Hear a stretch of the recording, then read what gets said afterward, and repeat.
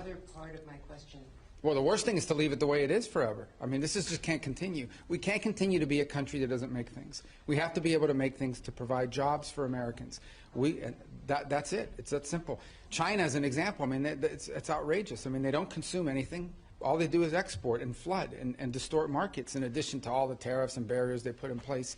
So the president rightly has concluded that the current status of global trade is bad for America and good for a bunch of other people, and he's going to reset it, and he's absolutely right to do it. Let me ask you about also the predictability of relationships with allies. The Prime Minister of Greenland, the Prime Minister of Denmark, which at this point owns Greenland, so Denmark, a NATO ally, is saying that it's unacceptable that one country cannot annex another country. Well, no one's annexed anything. It's going to be up to Greenlanders. The Vice President made that clear. He's going to respect the self-determination of Greenlanders. So at some point, the Greenlanders have made clear that they want to be independent of Denmark. So that's Denmark should focus on the fact that the Greenlanders don't want to be a part of Denmark. That's what they should focus on. We didn't give them that idea. They've been talking about that for a long time. Whenever they make that decision, they'll make that decision. And then what we're not going to do is let China come in now and say, offer them a bunch of money and become, dependent on China. The President said he would not rule out using military force against Denmark, a NATO ally. No, he said he would not rule out. No. He said he would not rule out. He said, I'm not going to rule out anything if Greenland is encroached upon by a foreign power like a China or Russia or anybody else. But it doesn't matter because Greenlanders are going to make a decision. They're the ones that want to get away from Denmark. They're the ones that want to be independent. Not us. We didn't come up with that idea. They did. And if they make that decision, then the United States would stand ready, potentially, to step in and say, okay, we can create a partnership with you. We're not at that stage. But that's what the Vice President made clear last week in his visit there. His statement was very abundantly clear, that we will respect the self-determination of the people of Greenland. The people of Greenland. And they're the ones that want to leave Denmark. That wasn't our idea. All right. Well, second question here. Missy from Washington Post. Mr. Secretary, I'd like to ask you about the Russia-Ukraine negotiations. Can you give us tell us about the American assessment of the conditions that Russia put forward regarding the Black Sea ceasefire talks, and also the British and French foreign ministers said this morning that Putin was dragging his feet. Do you agree with that? Maybe. I mean, he might be. We don't know yet. We're going to find out fairly soon. I mean, look, here's what the president wanted to do. He wants to end this war, and he wanted to test it very early in his administration. Is it possible to end this war on terms that are acceptable, obviously, to both sides? Because you can't end a war unless both sides agree. And that's what we're in the process of finding out. We will know soon enough, in a matter of weeks, not months, whether Russia is serious about peace or not. I hope they are. It would be good for the world if that war ended. But obviously, we have to test that proposition. So we're working through that process. We had a visitor, Mr. Kirill, was here this week. Had a chance to sit down with him. He met with others. He'll take some messages back, and the message is the United States needs to know whether you're serious or not about peace. Ultimately, Putin will have to make that decision. The Russian Federation will have to make that decision. I think the Ukrainians have shown a willingness to enter, for example, into a complete ceasefire to create space for negotiation. At some point here, fairly soon, not 6 months from now, the Russians and Putin will have to make a decision about whether they're serious or peace or not, and I hope they are serious. So it would be good for the world if that war ended. What is your assessment of the Russian conditions that were put forward? And also, Dmitriev said, following his talks with Mr. Witkoff yesterday, that the U.S. and Russia might resume direct flights as maybe a confidence-building measure. Do you support that? So that I haven't heard anything about direct flights. I can tell you, but I don't know who's going to fly on it because all these people are sanctioned. But I would just tell you that the thing I would point to you is this. We're going to wait and see. The Russians know our position in terms of wanting to end the war, and we will know from their answers very soon whether they are serious about proceeding with real peace or whether this is a delay tactic. If it's a delay tactic, the president's not interested in that. If this is dragging things out, President Trump's not going to fall into the trap of endless negotiations about negotiations.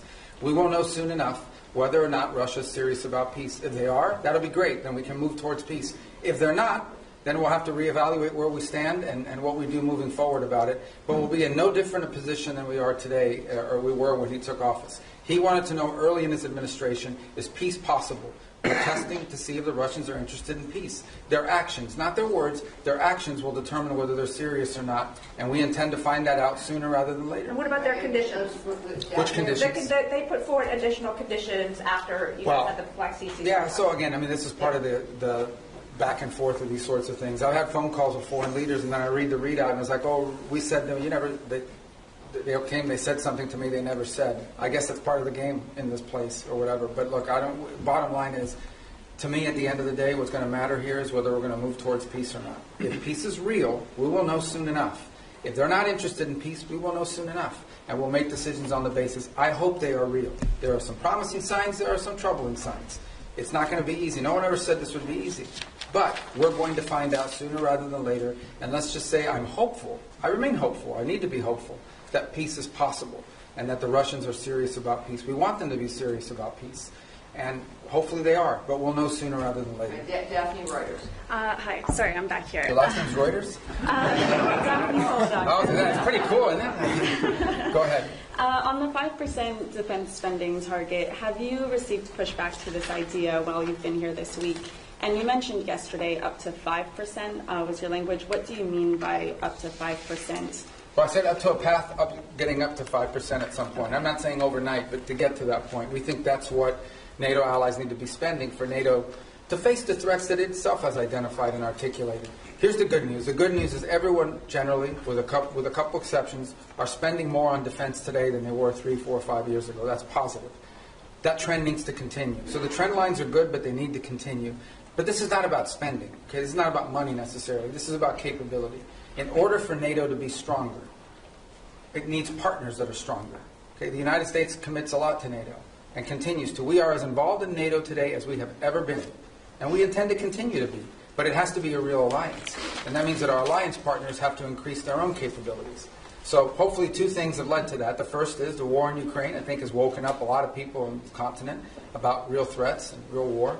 And the other is, I think, the pressure and the statements of President Trump that have been pretty consistent about increasing their spending. So this whole trajectory of more defense spending began, I believe, back in 2017, 2018, under President Trump's first term. We want that trend to continue. And we're hoping when the leaders meet in The Hague that there'll be further and firmer commitments in that direction. I think it's beneficial to the alliance. The stronger our partners in NATO are, the more capable our partners in NATO are, the stronger NATO is. And everybody should be in favor of that. And sorry, just to follow up, so will you try and get the official target as 5% rather than 2%, and will the U.S. commit to 5%? Sure, we're heading there now. We're going to have to spend more on national security because we have a global footprint. And that's the point that I think has been made and missed in a lot of places. Okay, the United States has Indo-Pacific alliance obligations as well that we've made. We are currently involved in opening up the Red Sea so that global shipping for everyone, including our European partners, can become possible again. We're engaged in counter-drug and counter-gang interdictions in the Western Hemisphere. There's obviously all sorts of issues going on in different parts of the world, including we're concerned about a resurgence of terrorist cells, whether it's in Africa or in the Middle East. So the U.S. has these global obligations, and we have China that's undergoing the largest, most expansive peacetime military expansion in history. So we need to confront all of these things, and we're engaged in all of those things. So we're going to have to increase defense spending in our country.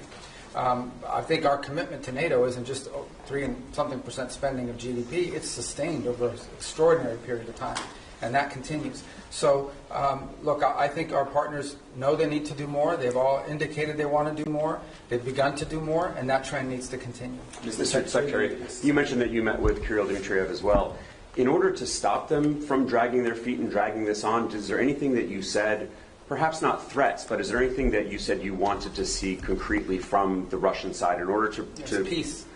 We want to see peace. But specifics in terms of getting to this ceasefire first and then the negotiations later? I mean, peace means you stop shooting at each other. I mean, it's as simplistic as that. Now, obviously, look, there's all kinds of conditions for a final peace, and you have to work with both sides. And I've said from the beginning, the only way a war ends in a negotiated settlement. If it's not an unconditional surrender, then it is both sides make concessions. We're not going to prejudge what those concessions are because those concessions will depend on what Ukraine will accept and Russia will accept. But we have to make concrete steps towards peace. What we're not interested in, and I'm not accusing them of this, I'm just telling you what we're not interested in is negotiations about negotiations. That we're not going to continue this forever.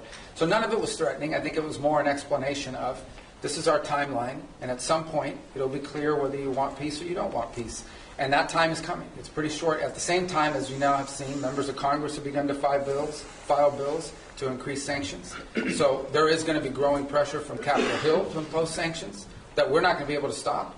if in fact we're not making progress towards peace. All these factors have been explained in the nicest way possible.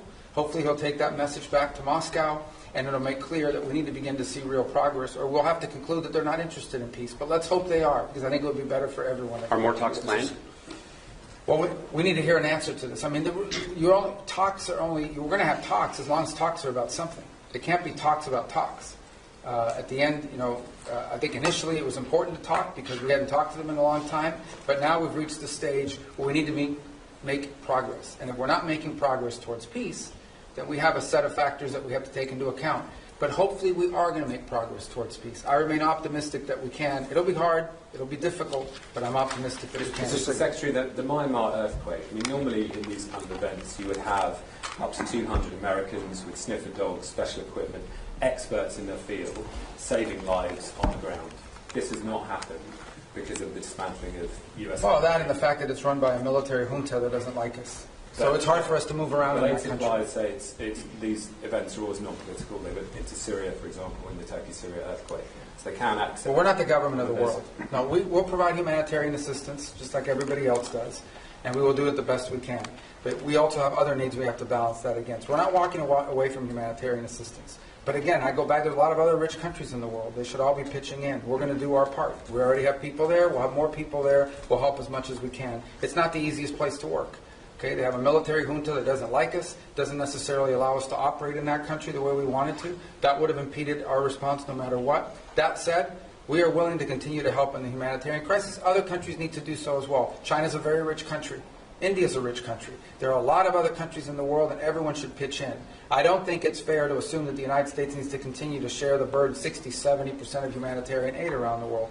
We will be in the business of humanitarian aid, but we have other priorities as well that are national interest priorities of the United States, and we're going to align all those to be properly balanced. Mr. Soft power. I mean, all of the experts in this have said the reason is not because of the politics of Myanmar, but it's because of the dismantling of USA. You simply couldn't deploy. Yeah, I don't listen to these so-called experts. Those are not real experts. These are so-called experts. These are people that are part of that NGO industrial complex. No, these are people that make millions and hundreds of millions of dollars in these NGOs all over the world that stand up and they get flooded with U.S. taxpayer money, and then we have to spend $100 million to get $10 million to people. We're not doing that anymore. Okay, we have stopped. We are no longer going to spend $100 million to get $10 million to recipients. We're not going to fund these global NGOs all over the world that are living off of this. We're not doing it. We are prepared to help and work with governments and appropriate NGOs on the ground that are delivering assistance. We will be there and we will be helpful. There are a lot of other rich countries. They should also pitch in and help. And some of them are and some of them are not. But we are going to do our part. We're going to continue to do our part.